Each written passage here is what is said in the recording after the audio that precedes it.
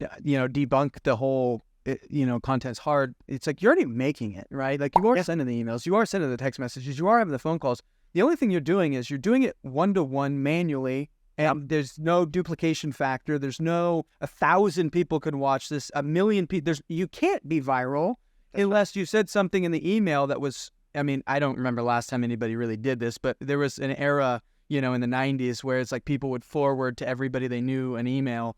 It was like the sharing of a meme of the 90s, right? It was like pre-meme. But like, obviously that's not happening anymore. And so you are making content. Don't get it twisted. The difference is it's usually all written, right? So you're copywriting, even if you don't want to call yourself that, and you're doing it one person at a time. Well, what if you took that same thing and made it available to thousands of people immediately, And that's really what this is about. And what you've done really well is you've created things that can, apply to a lot of people and based around the questions they're asking. So this is relevant content, and you gain leverage because this is not something where you have to redo it every time somebody's interested or has a question.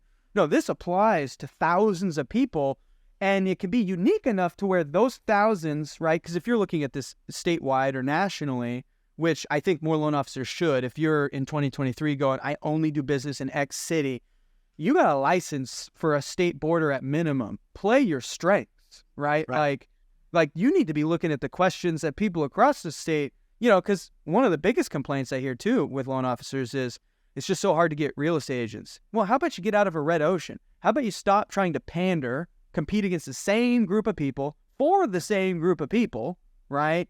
Yep. When you come into, a city across the state, some small town, and you reach out to a realtor you've never heard of before, and you go, hey, I got a pre-approval and I'm looking for somebody to do business with, it's kind of like the clouds part and you come down. It's like, who the heck is this guy, right?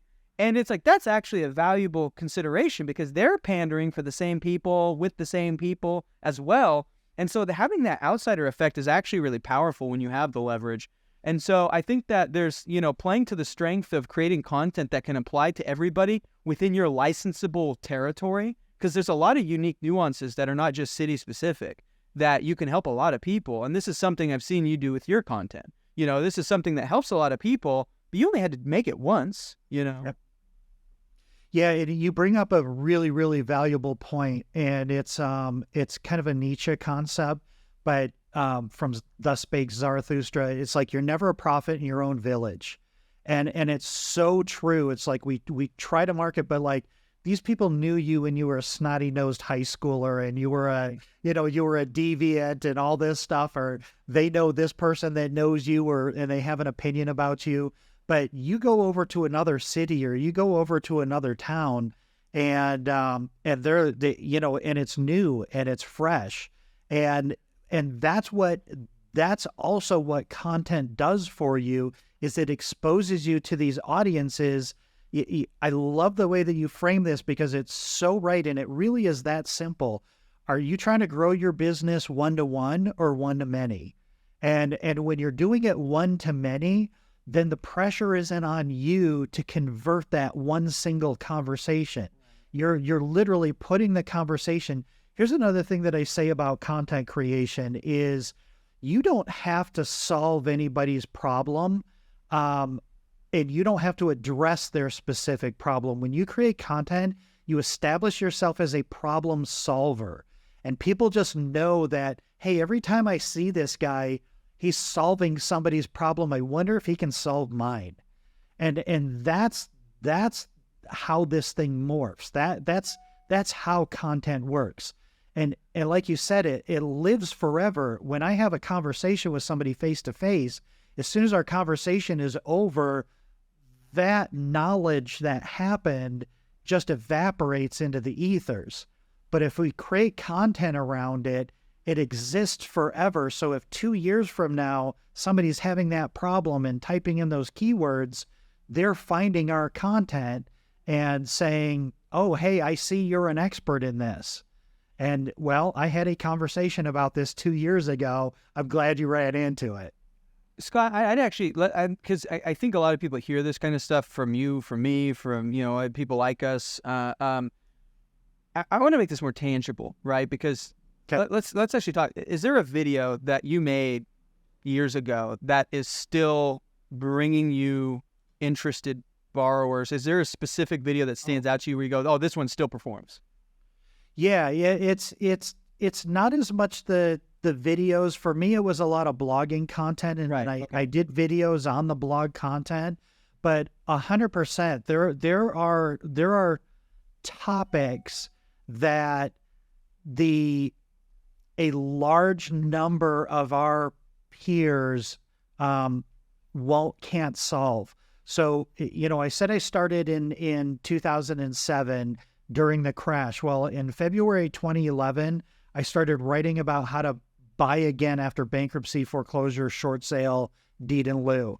And I became the national expert on that topic and those underwriting guidelines.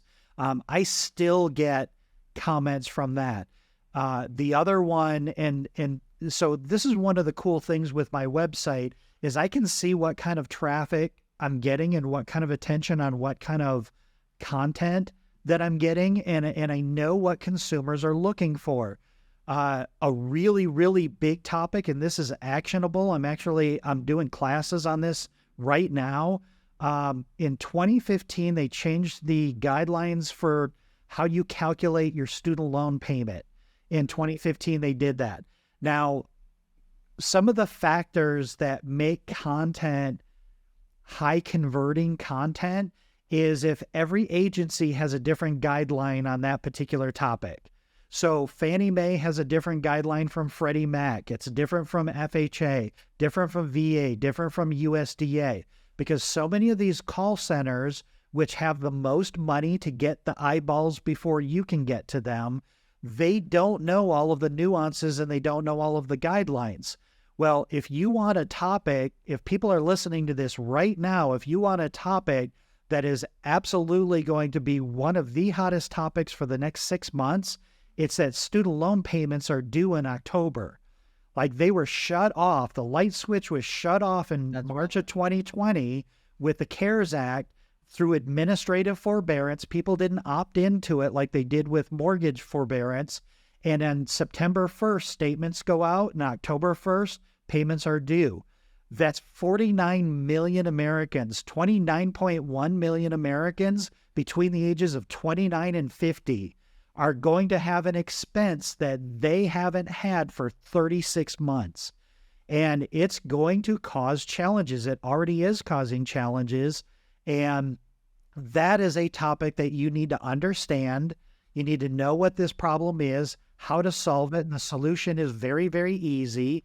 But this is a conversation that's going to lead to cash out refinances, because you have household budgets that every slice of that pie is already spent. And now you're introducing a $300, $500, $900 payment to a budget that's already like tight in this market. And now they're starting to look at that HELOC that they took out a couple years ago because they didn't want to touch their 3% interest rate, right? That HELOC interest rate is almost double digit now, if it's not double digit. Their credit card payments, their credit card interest rates are in the 20% range. So now we're having blended rate conversations with people looking at their total expenses, and we're talking about saving $600, $800, $1,200 a month. Don't worry about your interest rate. Let's improve your cash flow by $1,200 a month. And then guess what? When we pay off your credit cards, your credit score goes up. And now we're no longer worried about cash out refi hits. So when interest rates do drop 0.5%, you get to take advantage of that 0.5% drop every time that it drops.